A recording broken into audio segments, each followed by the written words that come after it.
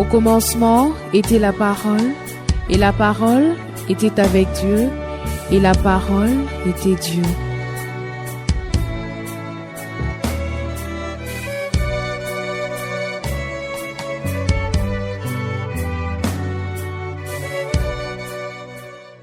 Alors j'aimerais vous inviter à relire un passage que nous allons lire à nouveau.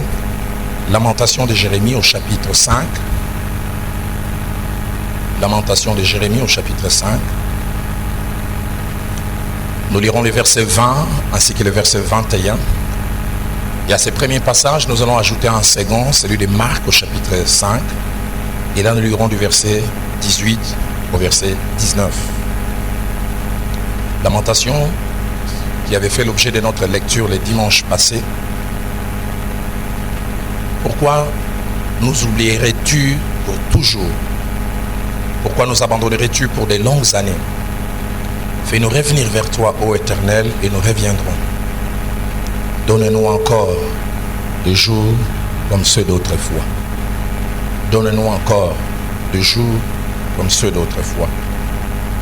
Nous lisons aussi Marc au chapitre 5, un passage connu de nous, les versets 18 et 19. Comme c'est de Jésus dont il est fait mention, comme il montait dans la barque, celui qui avait été démoniaque lui demanda la permission de rester avec lui. Jésus ne le lui permit pas, mais lui dit, va dans ta maison, vers les tiens et raconte-leur tout ce que le Seigneur t'a fait et comment il a eu pitié de toi. Dans notre version, il est dit, va dans ta maison. Dans un grec dynamique, il est dit rentre à la maison. Et dimanche passé, nous avons commencé à parler sur ce thème que Dieu nous a mis à cœur. Donne-nous encore des jours comme ceux d'autrefois. Et ce matin, nous prenons comme sous-thème rentre à la maison. Nous avons introduit ce thème que Dieu nous a mis à cœur.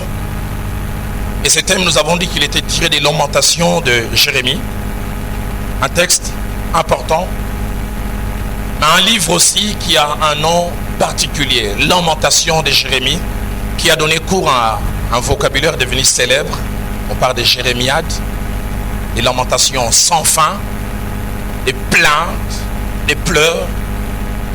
Ce livre est un recueil de 5 chapitres, et dans chacun des chapitres, les prophètes pleurent. Si dans Jérémie, il parlait de ce qui allait arriver, la capture de Juda, la déportation. Quand nous arrivons dans Lamentation de Jérémie, la ville de Jérusalem est détruite. Le peuple, surtout l'élite, est amené à Babylone. Et lui-même qui avait prophétisé, il se rend compte que des dégâts ont été opérés. La splendeur de Juda n'est plus là. Le beau temple a été détruit et tout ce qu'il y avait comme ustensile de valeur emportée. Et là n'est pas la chose qui fait le plus mal. La chose qui fait le plus mal, c'est la fin de ce que l'on peut estimer être comme un temps de splendeur pour ce peuple qui attirait le respect tout autour.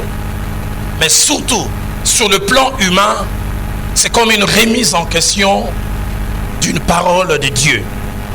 La parole que Dieu avait prononcée en parlant à David, en disant un de tes descendants régnera toujours et ton trône sera toujours affermi. Pour un moment sur le trône de David, il n'y a personne.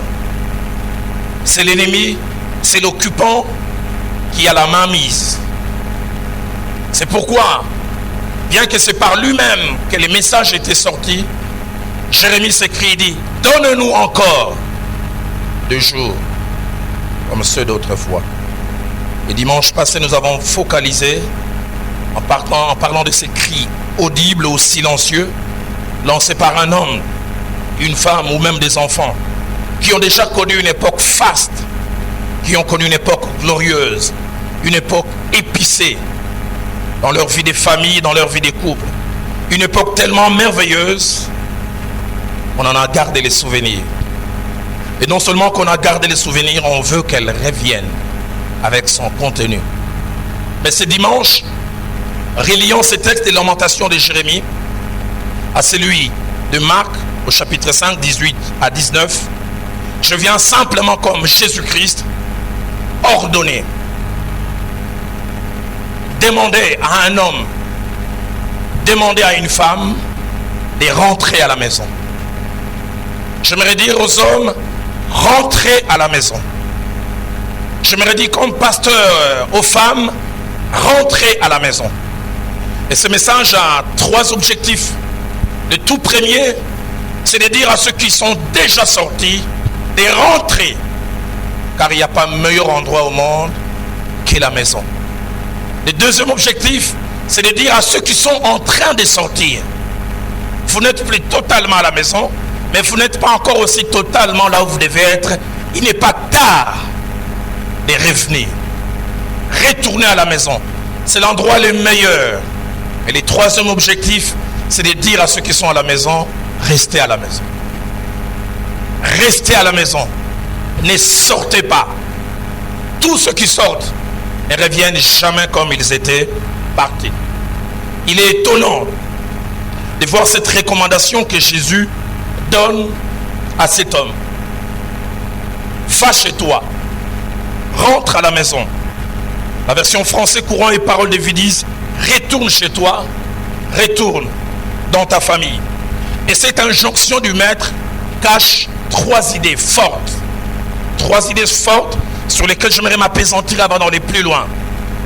La première idée que cette injonction du maître cache, c'est que Christ connaît la valeur de la maison. Il connaît la valeur du cadre familial. Il connaît ce que la maison peut apporter à quelqu'un. Il connaît que c'est un cocon. C'est un cadre de protection. Il connaît que c'est l'endroit le plus sécurisant. Il est étonnant de voir que Christ vient d'opérer un miracle. Cet homme a été restauré dans son corps. Et cet homme veut être un disciple ambulant comme lui. Mais Jésus lui dit, non, ne t'attache pas à moi. Ce que je te demande, rentre chez toi à la maison. Va à la maison. Aide-moi à dire à ton voisin, va à la maison ou reste à la maison. Il connaît la valeur de la maison. Il connaît la valeur du cadre familial. Il dit, va là-bas. C'est là où tu dois être. La deuxième idée que cette injonction cache, c'est la valeur de la maison pour celui qui, pour certaines raisons, l'avait quitté. Il veut lui dire, tu as besoin de cet endroit. Tu n'as pas besoin de moi. Tu as besoin pour te refaire d'être à cet endroit. Je veux bien t'utiliser. Je veux bien avoir quelqu'un qui va aller distribuer des tracts. Je veux bien avoir quelqu'un qui ira toquer à gauche et à droite. Mais je te dis, toi, physiquement, émotionnellement, sentimentalement, moralement, tu as besoin de cet endroit. Va chez toi à la maison. Rentre à la maison. Tu en as besoin. Tu n'as aucune idée de ce que cet endroit peut t'apporter. J'aimerais dire encore à un homme, rentre à la maison. Rentre à la maison. Cesse de passer du temps à l'extérieur. Tu as du reste un merveilleux lit. Et tu vas des fois à des endroits qui ne te méritent pas. Rentre à la maison. Cesse d'aller manger les camons de le bloc commercial. Rentre à la maison. Rentre à la maison. Tu en as besoin. Rentre chez toi. J'aimerais le crier encore à quelqu'un à Lisanga. Rentre à la maison. Il dit, tu en as besoin. Il dit, c'est le meilleur endroit pour toi, pour ton bonheur et pour ton épanouissement. Et la troisième idée que cette injonction cache, c'est la valeur de la maison pour ceux qui ont manqué la présence de cet homme. J'en parlerai tout à l'heure. On ne connaît pas l'histoire de cet homme. Était-il marié? Avait-il une femme? Avait-il des enfants? Pour une raison ou pour une autre, il s'est retrouvé en dehors. Christ veut lui dire, il y a des gens qui t'attendent. Il y a des gens qui t'ont manqué. Ils ont pleuré. Et maintenant que tu as retrouvé toutes tes conditions, ces personnes doivent être les premières bénéficiaires. Rentre à la maison. Rentre à la maison, que ta femme ait quelqu'un à ses côtés. Rentre à la maison, que tes enfants puissent avoir un père qui parle, qui joue avec. Rentre. J'ai besoin de toi, mais je ne veux pas être égoïste. On a besoin de toi plus quelque part. J'aimerais dire encore à un homme, rentre à la maison. rentre à la maison. Cesse d'avoir des réunions inexistantes qui ont comme seule cause être en dehors. On a des réunions topoco, radicaux, économico. Tout ce que tu veux fuir. Rentre à la maison. Rentre à la maison. Il y a des hommes qui restent en ville très tard parce que la maison est devenue d'après un petit enfer. Et non, on me disait, chez moi, ça représente deux choses, réfectoire et dortoir. Je préfère rentrer le plus tard possible, comme ça, moins d'ennui. Mais là où tu restes, le plus, tu ne sais pas ce qui peut arriver. Rentre à la maison. Quelqu'un a besoin de toi. Un homme me disait, pasteur, si nous avons j'aimerais te dire, rentre à la maison. Aide-moi à dire à ton voisin, rentre à la maison.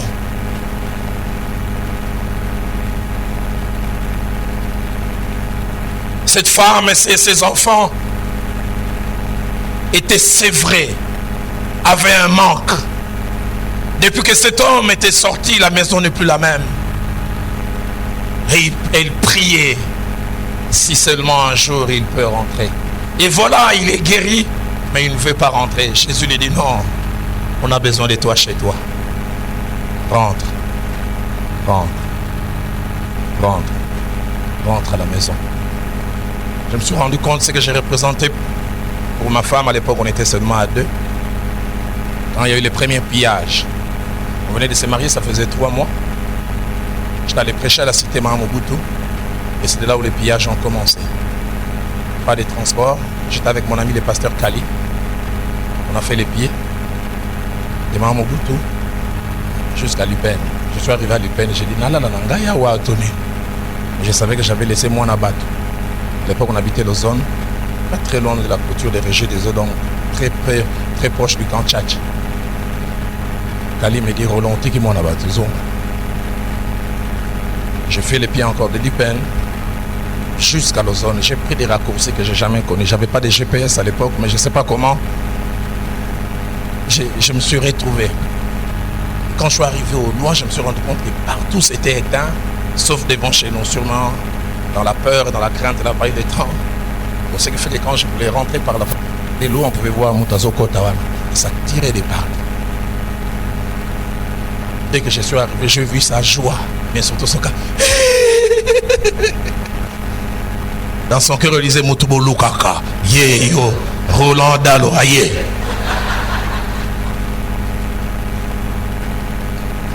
Bandi Marabiso, de temps en temps, Bandi Marabiso.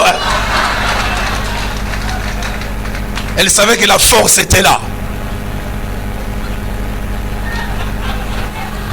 Les costauds étaient de retour.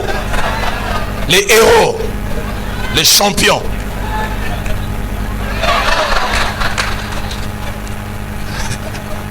Elle avait besoin de moi. Et je me souviens même 5 minutes après, on a entendu des coups de feu. Et tant que je réalise, elle s'est éclipsée. Je ne vais pas vous raconter toute la suite. À un moment, j'aurais voulu être là où elle était. J'avais le malheur d'être homme.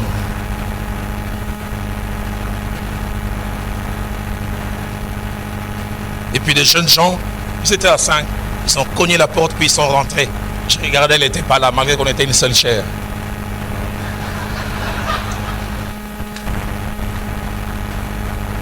Vous savez, quand vous avez tellement peur, vous faites peur aussi. Je leur dis, Bozalukani. J'avais fait ce que les Quinois avaient dit, n'a piclé. Donc normalement, je devais être comme ça. Mais je me suis bien enraciné. Bozalukani. J'ai discuté avec eux 5 minutes, ils ont pris 1 ou 2 choses, ils sont partis. Je me souviens quand ils sont partis, je les rejoins. J'aimerais pas vous dire là où elle était. Ils m'ont dit, mais Roland, tu es courageux. J'ai dit, mais qu'est-ce que tu penses?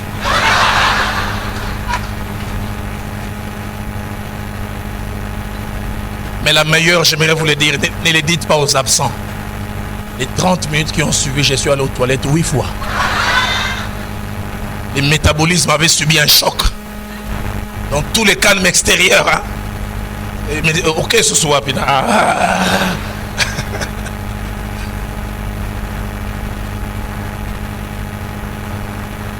Je ne suis pas comme cet homme qui entend, on est en train de toquer chez lui, dit maman nabana kino utala nani wana.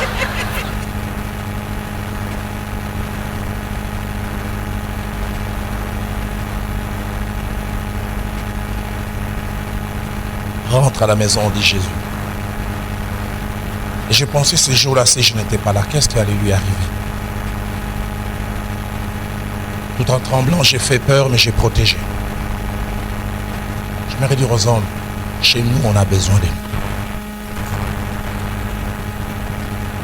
Il y a des choses, seul un père peut hausser la voix et finir la récréation. Qu'est-ce qui se passe?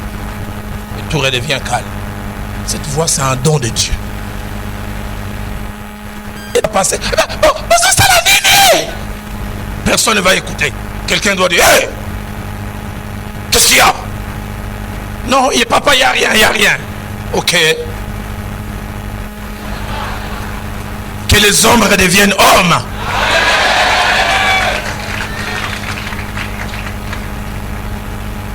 Il y a des choses, je ne discute pas.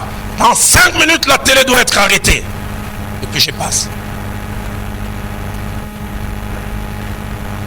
Mais quand c'est le premier ministre, des fois c'est discutable. Ah maman, laisse-nous terminer un peu.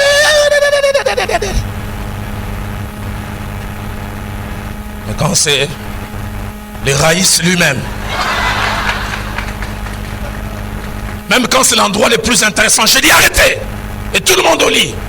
Et même dans les 5 minutes qui suivent, vous entendez. La peur provoque les sommeils anticipés.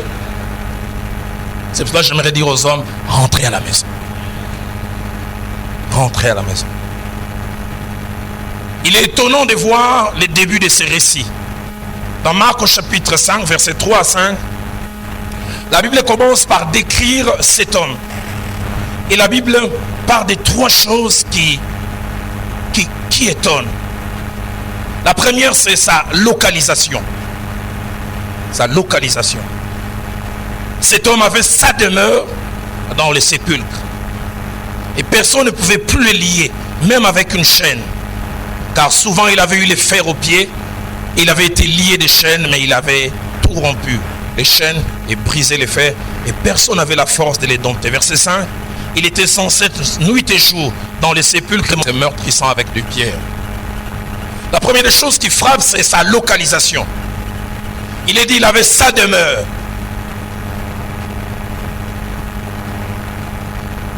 Dans les sépulcres.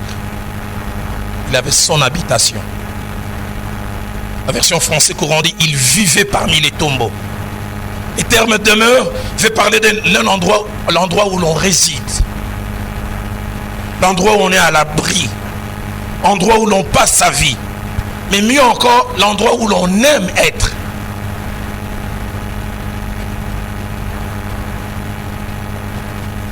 Demeure cache aussi l'idée de permanence.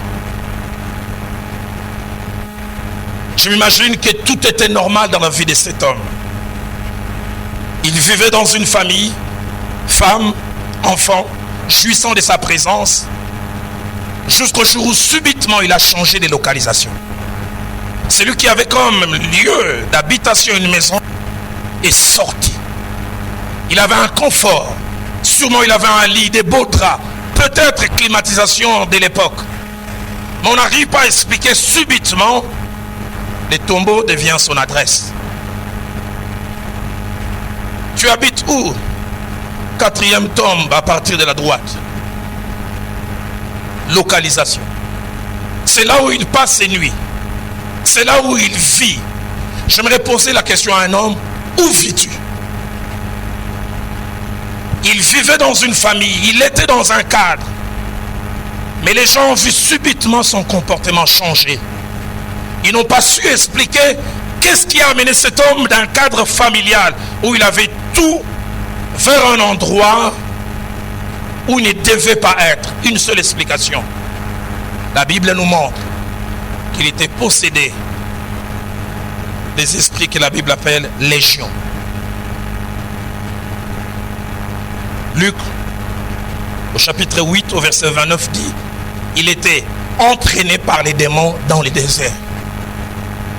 Il était entraîné par les démons. Ce n'est pas lui qui voulait. J'aimerais dire, la stratégie du diable, c'est d'éloigner toujours l'homme de l'endroit de protection. Quand il veut vous détruire, il va vous enlever de l'endroit qui vous protège. Vous allez croire que c'est à cause de ceci ou de cela. Ce sont ces esprits. Quand sont-ils entrés? Comment sont-ils entrés? Nous ne savons pas. Toujours est-il que quand ils sont entrés, ils ont conditionné son comportement.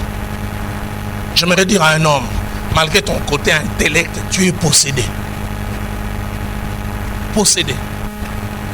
Lié. Tu as commencé par des faiblesses naturelles. Mais derrière ces faiblesses naturelles, il y a des choses. Un jour, j'étais à Goma. J'ai parlé à une jeune fille qui m'a expliqué comment on fait des fétiches des fois pour avoir des hommes. Et il m'a expliqué des choses. J'ai tremblé au départ. J'ai dit j'en parle ou j'en parle pas. Mais j'aimerais en parler afin que vous sachiez quelque chose. Il me dit non seulement que je suis allé prendre des fétiches, mais ce féticheur m'a dit quand tes cycles menstruels vont arriver, tu prendras une bonne quantité, un demi-verre. Tu mettras dans la nourriture. En prononçant ceci, c'est là. Tant que il y a un cube magique.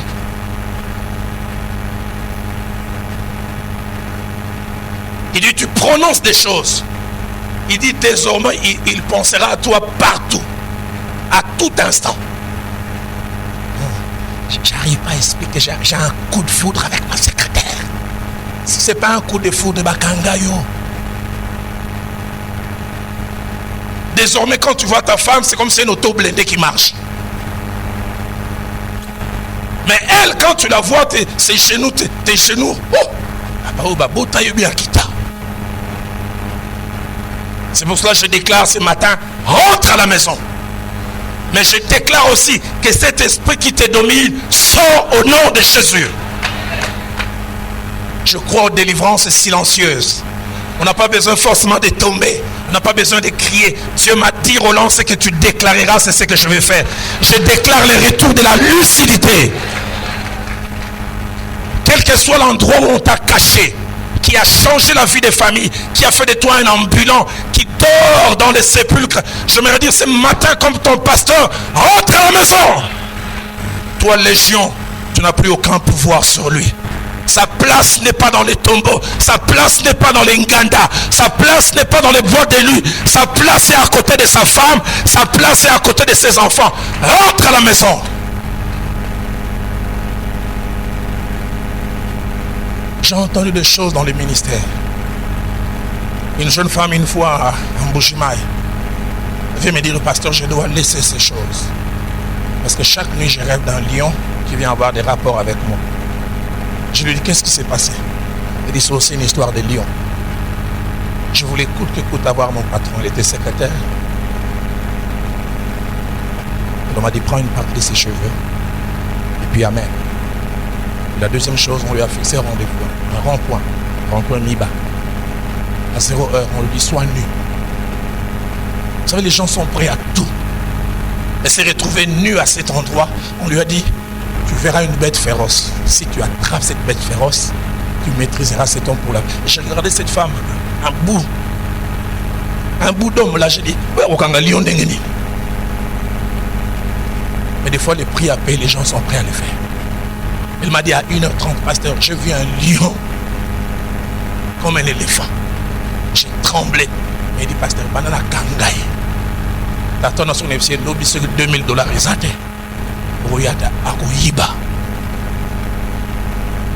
J'aimerais dire les choses spirituelles, ça existe. C'est pour ça que tu es volé, femme. Des choses qui se passent entre ton mari et toi. Regarde bien, ça a dépassé les naturels. De temps en temps, ce qu'elle lui a imposé ma beaucoup. Bimana comme on a eu. Ce que vous t'embouchima, il demande que vous avez loup babitali. Top, umbuka. Ce que vous avez demandé, vous êtes le c'est tomba. Et ça dit tomba. Choka. Ça me rappelle un jour le pasteur Ken était en train de faire une délivrance et les démons parlaient en tête là. Il m'a appelé, il dit pasteur, un démon est en train de parler, il dit Lambocho, ça veut dire quoi? Je lui dis Ken, réjouis-toi, c'est que ça marche. J'ai dit ajoute choka. Et Ken a ajouté choka. Et puis il m'a dit ça marche. Je dis ça marche. Rentre à la maison. Il avait changé de localisation. Les gens ont vu subitement qu'il n'aimait plus un endroit. Mais il a décidé d'aimer un autre endroit. Dieu ne fait jamais quitter un homme sa maison. Seul le diable le fait. Et lorsqu'il est fait, il a un double objectif. Premièrement, vous détruire. Et deuxièmement, faire de vous un destructeur. Quand il vous fait quitter la maison, il vous détruit. Et deuxièmement, il fait de vous un destructeur. La Bible parlant de cet homme dit, il s'est meurtrissé le corps. Il s'auto-détruisait. Mais deuxièmement, la Bible dit, il criait. Et d'autres versions disent, il ne laissait pas aux gens de passer à cet endroit. Détruit et détruisant. Quand le diable veut détruire, il éloigne de la maison. C'est pour cela que j'aimerais crier, rentre à la maison. Luc chapitre 8, au temps, il ne portait point de vêtements. Il avait sa demeure, non dans une maison, mais dans les sépulcres. Tout sens de moralité était parti. 45 ans, 60 ans, vous sortez avec des petites filles au coin. Bibi, chichi.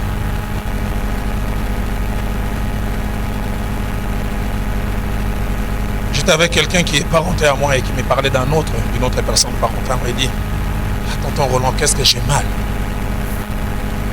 Moi-même, ce monsieur, je l'appelle tonton parce qu'il a quasiment la soixantaine. Mais je dis, je vois des jeunes filles de 17 ans qui viennent les chercher en l'appelant par son prénom. Moi-même, je n'ose pas l'appeler. Ils disent, est-ce qu'Henri est là?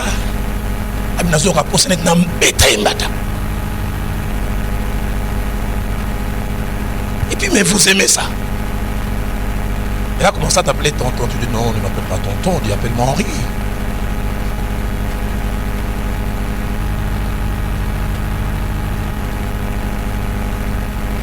Plus de sens de moralité. Il avait sa demeure dans une maison, dans le sépulcre. Il était là où il ne devait pas être.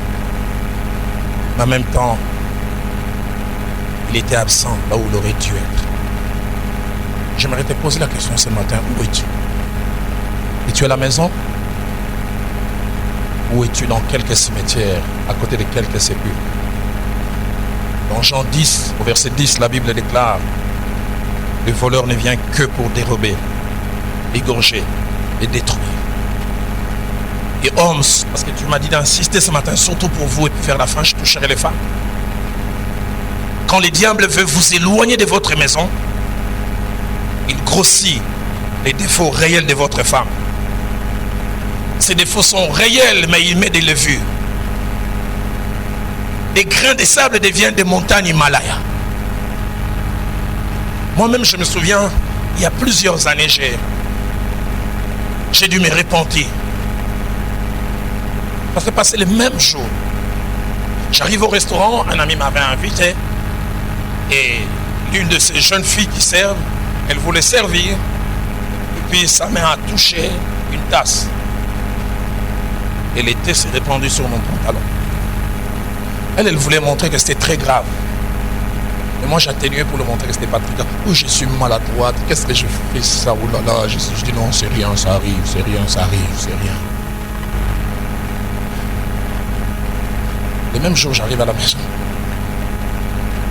Elle n'a jamais connu l'histoire. Viviane est en vouloir me servir. Elle a fait le mien. Mais qu'est-ce que tu es maladroite?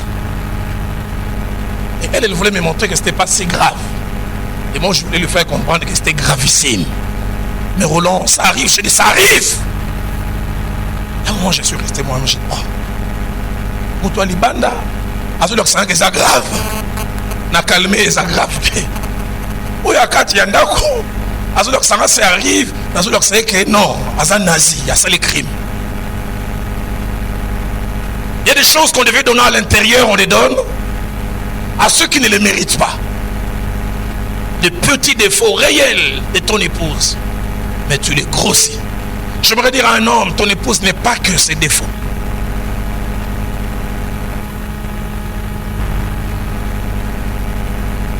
Elle a des défauts, mais elle a aussi des qualités. Et quand le diable veut te pousser à l'extérieur, il va grossir les défauts. On raconte l'histoire d'un prof qui avait 100 étudiants, qui les a emmenés dans une salle de classe et qui a placé un ruban blanc. Il est venu avec un marqueur, il a placé un point noir. Il demande aux étudiants, qu'est-ce que vous voyez? 99. Nous voyons un point noir. Seul le 100e étudiant a dit, je vois beaucoup de blanc et puis un tout petit point noir. Il a dit, voilà celui qui a vu juste.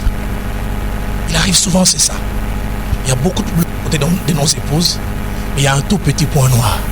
Il arrive quelquefois pour nous, on oublie tous les blancs et ne représente que ces noirs-là.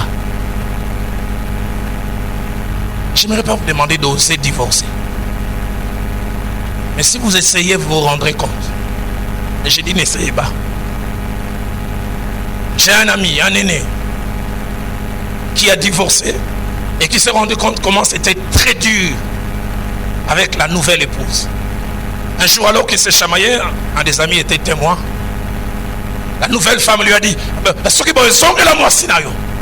l'ami qui était là a lancé la réponse. Le frère a lancé la réponse.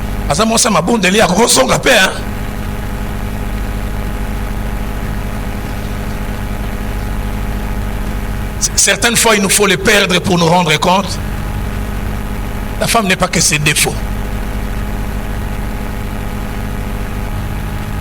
Un homme me disait, on a regretté Jeanne. La gestion. Il se repose un bon les 20, à 5 ans, les 20. Papa, moi, c'est une soie. Il y a un bon le Ngouba. On peut essayer les 20, les 28. Il n'y a plus rien. Abnazo a poussé un bétail. Jeanne a son caractère, mais ma bénéga roloba.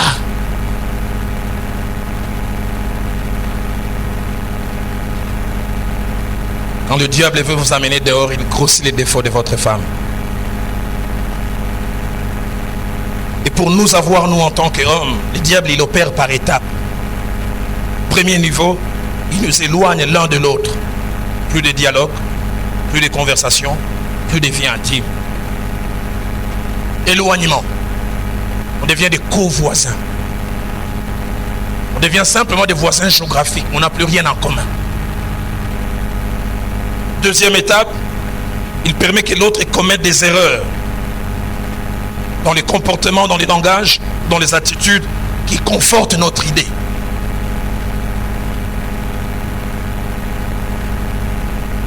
Et troisièmement, il vous fait rencontrer quelqu'un qui, à vos yeux, semble être la correction de votre épouse. Et je me dire, le diable, quand il va à la pêche, il connaît les appâts qu'il faut utiliser. Il vous fera rencontrer quelqu'un, vous avez tendance à dire, un peu comme en théorème, hein, c'est qu'il fallait démontrer. Mais il fallait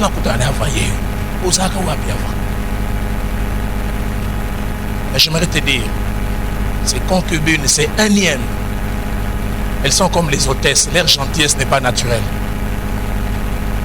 L'hôtesse, c'est toujours. Attends, ça n'a qu'un ça ne savait rien. Soyez nandako. Son naturel va sortir. Et le diable s'arrange. Il vous fera trouver quelqu'un qui fait des choses. Vous avez tendance à croire que votre femme, ça a été une erreur. Et cela dans tous les domaines. Nourriture, tenue, et des fois, et surtout par rapport à l'intimité. Parce qu'il veut vous avoir là-bas. Je me te le dire en lingala.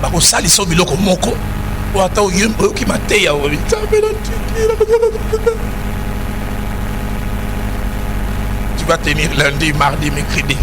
Jeudi, et tu retombes encore. Et tu n'as aucune idée. C'est pour ta destruction. J'ai souvent relaté cette histoire et elle me remonte. J'ai quitté Nairobi en 97-98 et je venais souvent prêcher à Goma. J'ai vu en moins de 2 ans une famille être détruite.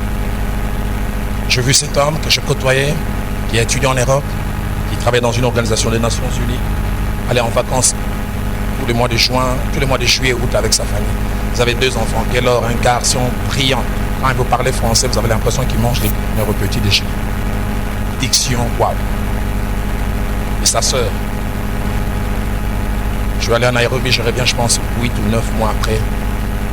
On vient de me dire que la femme de cet homme était malade, très malade. Phase finale du sida. Je revois encore les jours où je suis allé avec les deux à l'hôpital. Cette femme déchirait les vêtements de son mari en disant, je me suis gardé toutes ces années. Je t'ai connu quand j'avais 16 ans. Nous sommes mariés, j'avais 19 ans. Aucun homme m'a touché. Je suis en train de mourir à cause de toi. Parce que l'homme avait attrapé la maladie dehors. Il l'a ramené dedans. Et l'innocente qui s'est gardée toute sa vie était en train de mourir. Elle pleurait, disait, je ne verrai pas mes enfants grandir à cause de toi. Moins de 2 mois après, elle est décédée. Je suis revenu l'année d'après, l'homme est décédé. Je me souviens d'un entretien que j'avais avec lui. Il pleurait, il disait, Roland, si la vie était à refaire, j'aurais voulu qu'on retourne ces jours où cette petite secrétaire est venue faire son stage. Soit dit en passant entre nous, nous parlons un peu. Oui, mais vous, c'est quand vous t'attendez. Avant, il y en a un bureau, tu ne sais pas, elle sortait avec qui? Qui était son ex et qui était l'ex de son ex? J'aimerais te dire, la mort est dans les pots.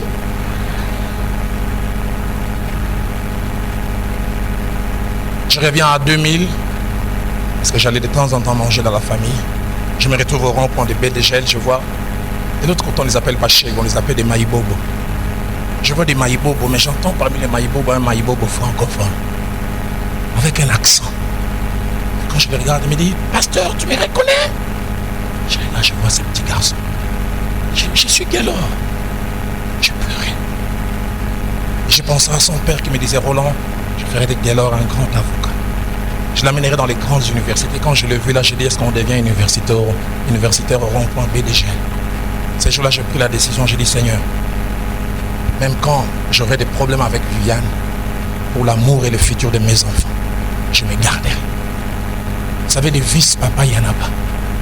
Les papas adjoints qui portent les fardeaux, il n'y a pas. Je vois combien quelquefois je me tracasse. Qu'est-ce qu'on va faire pour les Minerval? Je me dis, si je pars, qui va le faire? Rémi, là, sa femme et ses enfants. Et je n'aimerais pas à cause d'une bêtise que le futur de ses enfants soit dévié. Je n'aimerais pas gâcher ma vie pour les belles jambes d'une jeune fille. J'aimerais dire à un homme, la mort est dans les pots.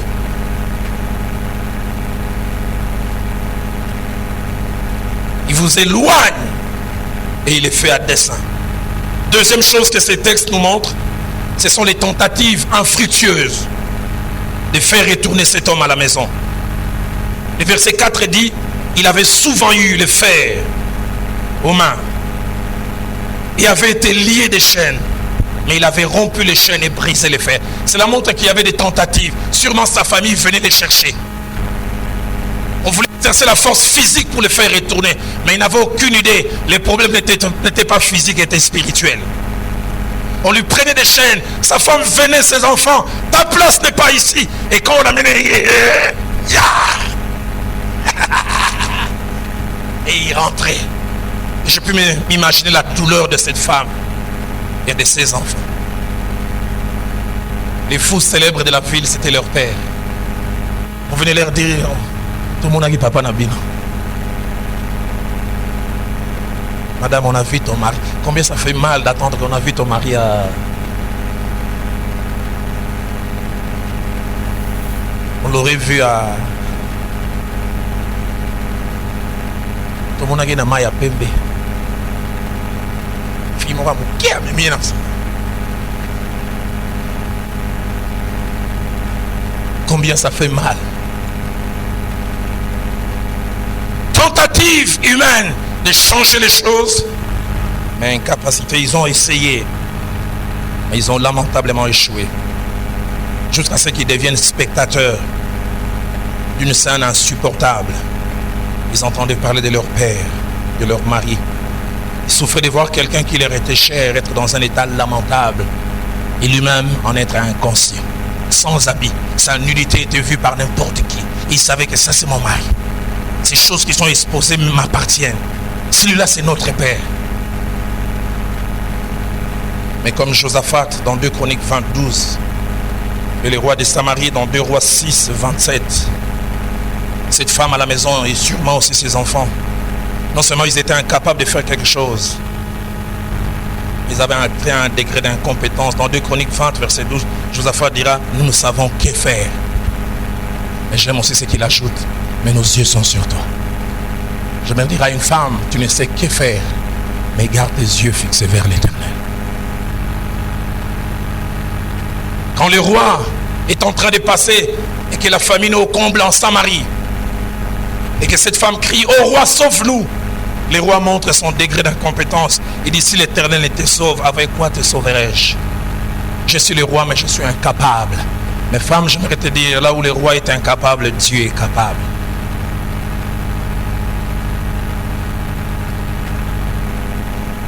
On aurait voulu les lier par les chaînes, mais on n'arrivait pas. Combien c'est dur d'être spectateur ou spectatrice, incapable de changer les choses. Dans Genèse 21, verset 26, la Bible nous parle d'Agar qui voit son fils qui est en train de mourir. Écoutez ce qu'elle dit. La Bible dit non seulement qu'elle laissa l'enfant, mais elle dit, car elle se disait, je ne veux pas voir mourir mon enfant. Elle s'assit vis-à-vis de lui, éleva la voix et pleura. Combien de fois on a que les larmes? On n'a plus la capacité, la force de changer les choses. Vous êtes chamaillés, vous avez fait des remarques, mais vous retrouvez toujours des textos ambigus et pour lesquels il se justifie toujours. Il dit toujours que c'est par inadvertance, mais 1000 fois par inadvertance. Batine la rayo.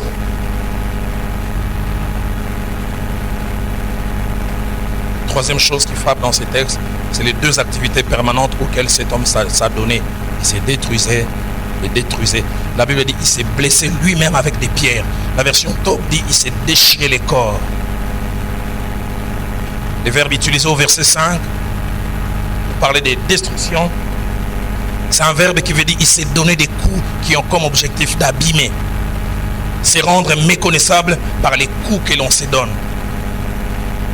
Non seulement que cet homme se faisait mal, mais il faisait aussi mal tout autour de lui. Il criait, il faisait du bruit, assourdissant, dérangeant pour les autres, mais sûrement pas pour lui-même. Mais au-delà de tout ce qui se passe à cet endroit, Marc chapitre 4, verset 35, Marc 5, verset 11 à 13 et verset 19, nous apporte quelques informations importantes que j'aime. Marc 4 et 35 nous dit, Jésus prit la résolution de quitter un endroit. Ah, ça j'aime. Ces mêmes jours, sur le soir, Jésus leur dit, passons à l'autre bord. Il avait vu une famille qui était détruite depuis longtemps. Il avait entendu les cris d'une femme qui disait, donne-nous des choux comme ceux d'autrefois. Il venait d'avoir une journée où il a beaucoup travaillé, mais dans son omniscience, il entendait les cris de cette femme. Malgré la fatigue, il dit à ses disciples, on ne va pas rester ici. Passons à l'autre bord. Parce qu'il savait qu'à l'autre bord se trouvait un homme qui n'aurait pas dû être à un endroit. J'aimerais dire à une femme, Dieu a entendu tes cris. Dieu a décidé que comme Jésus-Christ s'est déplacé, que ce message soit apporté pour faire quelque chose. Jésus a dit à ses disciples, passons à l'autre bord. Jésus veut dire, le projet de l'ennemi a poussé cet homme à se détruire et est allé trop loin. Jésus veut dire, le diable, tu iras de là jusque là, mais pas plus loin. Je veux arrêter cette œuvre que tu es en train d'opérer dans cette famille. J'aimerais redonner la vie à ces enfants, redonner de l'espérance à cette famille. La deuxième des choses que ce texte nous montre, c'est le prix que Jésus était prêt à payer pour non seulement la restauration d'un homme et sa réhabilitation, mais la restauration d'un foyer. La Bible nous montre qu'il a permis que des milliers de pourceaux soient détruits. Pourquoi? Simplement pour qu'un homme rentre à la maison. Un commerce a été détruit, un élevage a été détruit. Des gens ont perdu, mais ils connaissaient le prix d'une âme. Ils savaient qu'une âme restaurée, derrière la restauration, il y avait plusieurs bénéficiaires. Il dit, je suis prêt à sacrifier des pourceaux, pourvu que cette femme qui pleure soit exaucée. Il s'est même mis en inimitié avec les gens de ce village qui l'ont chassé parce qu'il voulait restaurer quelqu'un. Je suis venu déclarer en ce jour, femme, tu verseras des larmes encore, mais des larmes de bonheur, parce que Dieu a entendu ton cri. Mais la troisième des choses qui frappe dans ces textes, et je l'ai presque dit au départ, c'est les refus de Jésus-Christ d'être bénéficiaire de la restauration. Il indique à cet homme les vrais bénéficiaires de ces changements. Lorsqu'il lui dit, va dans ta maison, va vers les tiens, il indique, pas n'importe qui, et dis-leur tout ce que je fais pour toi. Il dit, va être à côté de celles qui, de nuit durant, t'attendaient. Va l'aider à récupérer les temps perdus. Va l'aider. à récupérer les années qu'ont dévoré les Gélèques, les Azim et les Gazam. Va auprès de tes enfants qui étaient en manque. Va les consoler. Et aux femmes et aux épouses qui viennent à Philadelphie, dont les maris sont en train de quitter la maison ou l'ont déjà fait, Dieu a certes entendu votre cri. C'est pourquoi il m'a envoyé pour dire aux hommes, rentrez à la maison. Mais il m'a aussi dit de vous poser la question, qu'est-ce qui a fait qu'il quitte? Qu'est-ce qu'il a fait qu'il quitte? La deuxième des choses aussi, si Jésus le renvoie à la maison, que va-t-il trouver à la maison? S'il trouve la même personne avec les mêmes défauts, il fera un aller-retour. Qu'est-ce qui a fait qu'il parte? J'entends un homme dire, qu'à partir d'un dos, c'est un goutte.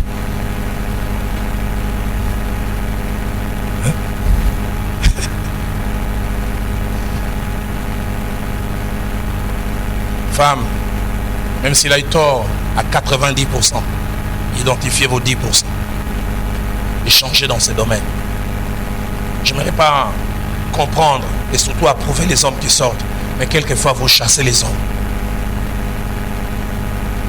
Vous chassez les hommes. Il vient à la maison, vous ne les servez pas. Là devant la télé avec les séries nigériennes. Hey,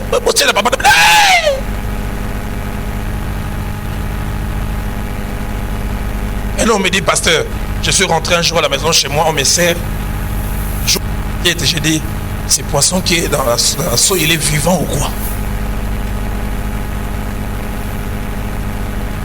Il dit, est-ce que ça c'est une sauce ou bien un mélange hétérogène? Mais il dit, pasteur, na lingua la connaissance la mama wana ya kisangani sauce bloquée. Alamba tellement que ça na bureau comme il tango. Alors quand il rentre à la maison, il mange au nom de Jésus. Sunga bisotolia, sungangaye, sungangaye.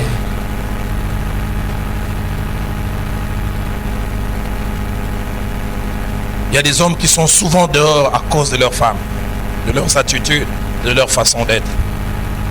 Salomon qui avait fait l'expérience des femmes et qui sûrement à un moment a été un homme en dehors de la maison, a fait des déclarations qui m'étonnent.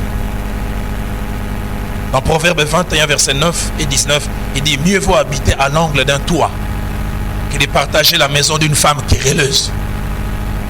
C'est dur, hein? Donc, Abi,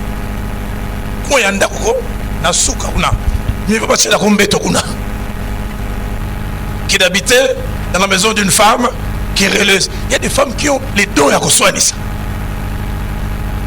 On dirait qu'ils ont des démangeaisons. Il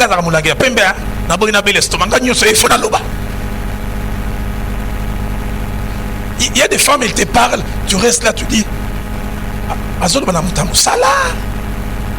bien nous qu'on a soupçonné de sorcellerie. Il y a des hommes qui restent à la maison au nom de Jésus. Les hommes ne doivent pas rester à la maison au nom de Jésus, ils doivent rester aussi à cause de vous. Y a-t-il une femme querelleuse ce matin ici? Salomon dit, mieux vaut habiter les déserts. Fandarano na désert. Où il y a des extrémités, il fait très chaud et très froid. Fandarana yokuna. J'aimerais dire comme quelqu'un, Fandarana yo, Fandarana yo. Que de revenir à un endroit. Je parlais avec le docteur Bati, qui m'expliquait un problème avec un bishop, un homme de Dieu, qui fait un merveilleux travail en Nairobi. Mais sa femme se plaignait, il ne rentre jamais à la maison. Même quand il vient, il arrive à 20 h. Ils sont dans une parcelle compound où il y a beaucoup de... Il entend ça va vers 20 h, mais il rentrera dans la maison à 23 h. Un jour, le docteur Bati dit, je suis allé voir cet homme. Je lui dis, mais rentre quand même chez toi. Il dit, j'aimerais te dire la première chose, je te rassure, je ne tombe pas. Je me garde malgré nos 12 ans de mariage. Et la deuxième des choses, c'est que ma femme était policière. Et jusqu'aujourd'hui, elle a les matraques là des policiers. Dès que je me comporte mal, il dit, vous parlez des femmes battues. Moi, je suis un homme battu.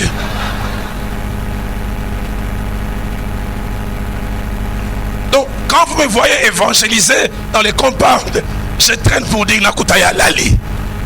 Où tu vas? Il y a des hommes qui vous voyez aux hommes une gang. Mais allez, Ngaka.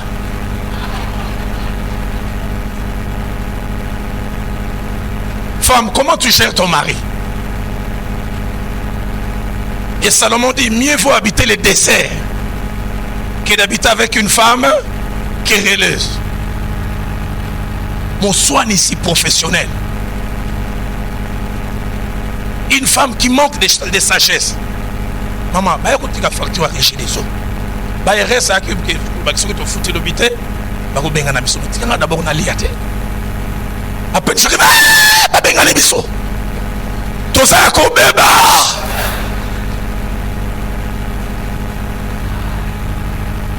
Laisse-moi d'abord manger. Chérie, j'ai préparé aujourd'hui la tortue au moussaka.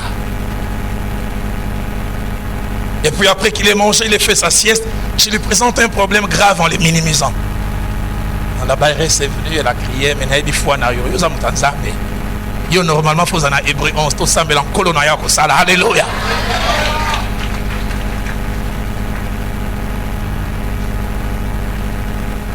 Tu rentres et seulement tu n'as rien dit, tu dois trouver en train de pleurer. Ma balango vraiment tout. Ma balango tout ma tout.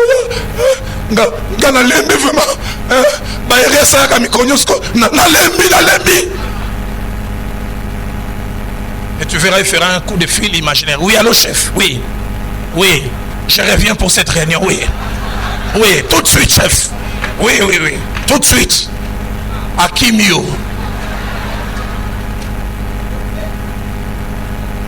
Si un homme est d'accord avec moi, qui dise Amen.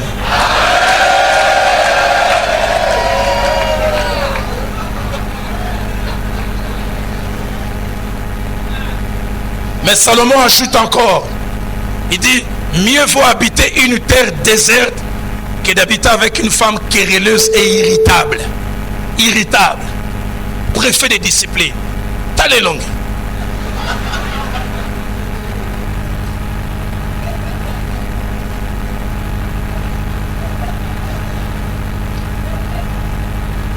Irritable. Y a-t-il des femmes irritables aujourd'hui? J'aimerais te dire, femme, fais rentrer ton mari à la maison. Une parenthèse avant de conclure tout à l'heure. Ma maman, tu as maîtrisé par Jésus, tu as battu. Nabima qui na 7 heures, na songi na 18 heures, donc na couture qu'on a brouillonné, na couture na tigakio. Robe de nuit et paille. On va bien en ligne. Chérie, oye! Chérie, oye! Et tu lui poses même la question. Mais chérie, Bilo, que c'est un histoire. N'a mon quitté. Mais entre-temps, au bureau, chaque fois, il voit et qu'elle a moins soleka. Azoba onkolo. Sungangaye. J'aimerais aller plus loin. Pasteur, mon mari doit avoir une femme de nuit. Et il me touche parce que tu es touchable.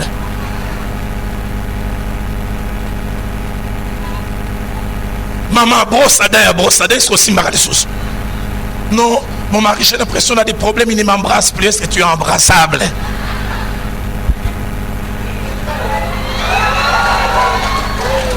Chérie, Colgate et sali, chérie.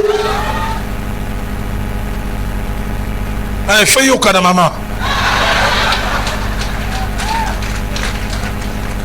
Quand ils vont rentrer à la maison, qu'est-ce qu'ils vont trouver? Je les encourage à rentrer, mais que vont-ils trouver? Bando Botak, on commence sur la mille qui partout. Ici dans Nestlé.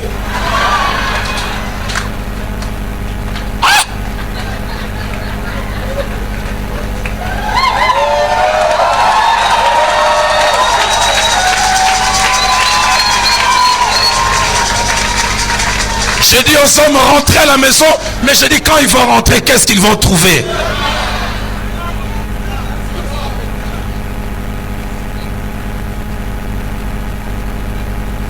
Est-ce que parce que tu as des petits enfants, la propriété ne doit plus être à la maison?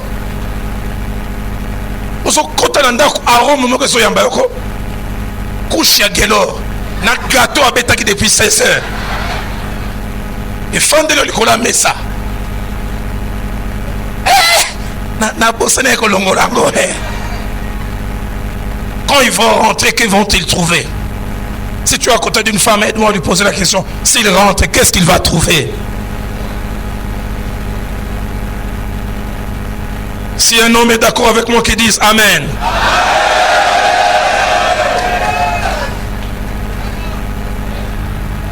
Salomon dira aussi dans Proverbe 27 au verset 17, il dit une gouttière continue dans un jour de pluie et une femme querelleuse sont choses semblables. Abi lidusu we toboko nanda kumkulambula domo yo kango izate na mwasi akuswanisa babi baza. Un mari m'a dit ma femme on l'appelle l'État à chaque ordre, préfet de discipline. C'est toi qui portes les pantalons. Parce que Jésus nous a maîtrisé pour comment au monde de la bise.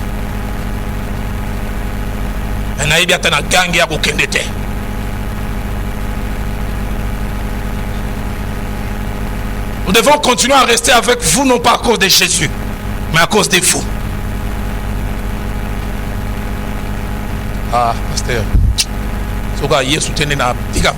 Non, ça ne doit pas être ça la motivation. Que les femmes qui poussent leurs hommes dehors, elles les contrarient devant les enfants. Elle les contrarie devant les travailleurs, des remarques devant les visiteurs.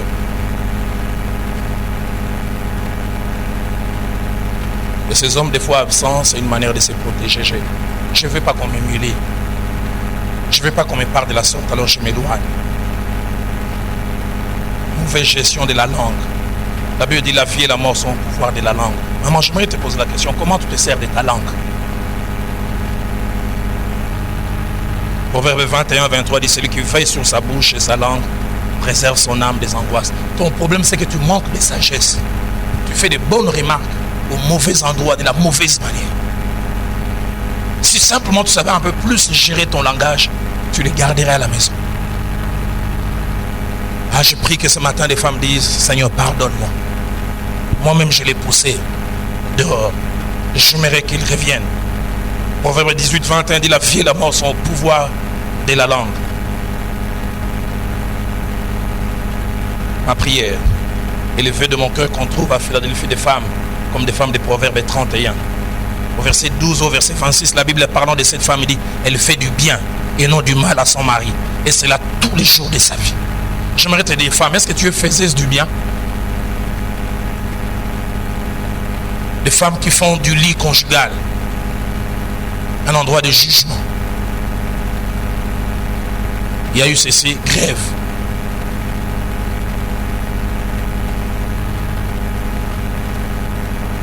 Je préfère en parler. Des fois, vous avez des problèmes par rapport à votre intimité. Normalement, des problèmes. Pas capable de se satisfaire.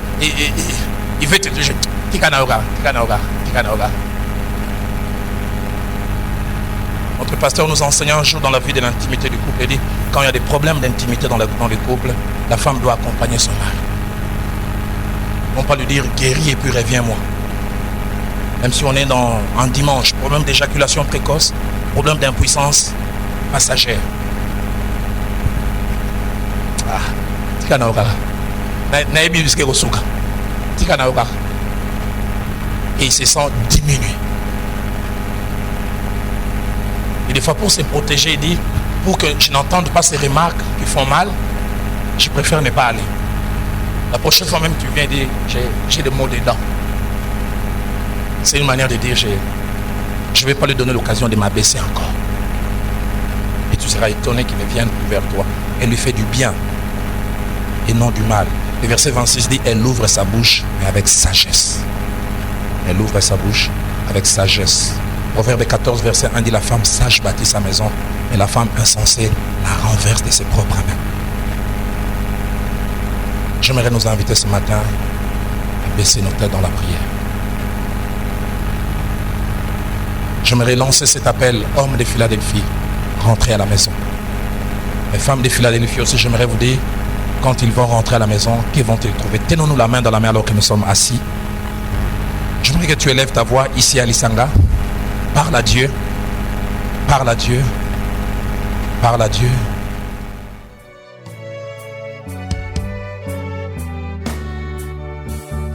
Voici, j'ai mis devant toi une porte ouverte que personne ne peut fermer. Voici, j'ai mis devant toi une porte ouverte que personne ne peut fermer.